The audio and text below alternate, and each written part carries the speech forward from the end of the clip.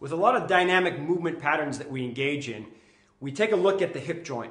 And what we want to do is foster some three-dimensional motions and normalize the hip joint motion to take pressure off the lower back, especially if we're going to be involved in some dynamic movement patterns.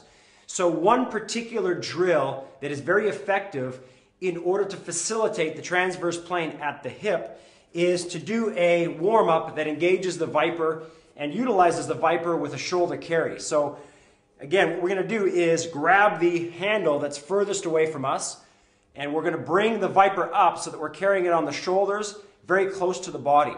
From this position, we're going to start in an athletic ready stance. So we're going to be engaged in a lot of knee bend, dorsiflexion at the ankle, and a lot of hip bend.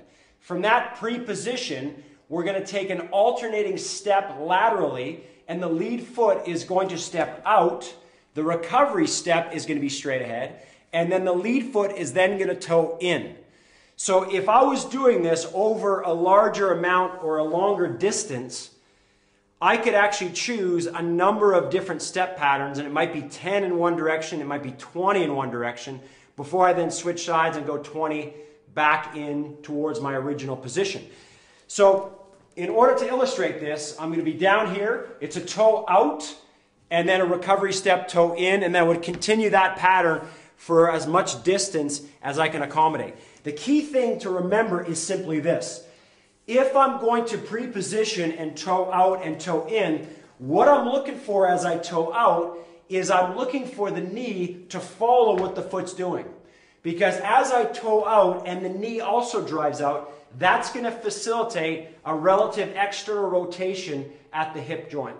So it's going to loosen up the structures of the hip joint, and I'm going to foster that external rotation. With the very next step, if I was in that athletic ready position and I took a toe in position, what I'm looking for here is with the toe coming in, I'm looking for the knee to also come in so that it stays within the confines of the foot.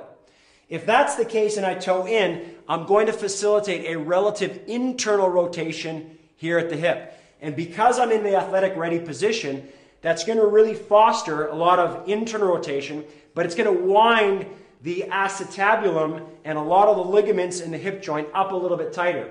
So for a lot of us, it's the internally rotated position structurally that we have a challenge getting into.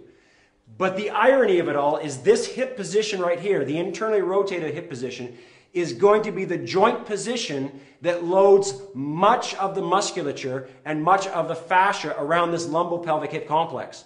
So this is the joint position that may be the most important to get into, to load all the structures and to take pressure off the lower back. So again,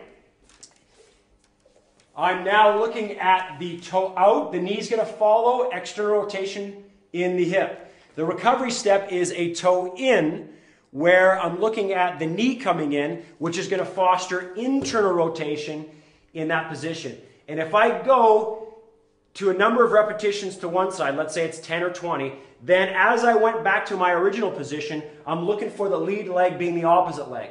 So this ability to foster transverse plane at the hip is going to take pressure off our lower back and dynamically prepare us for activities that will take the pressure off the lower back and put it right in the hip.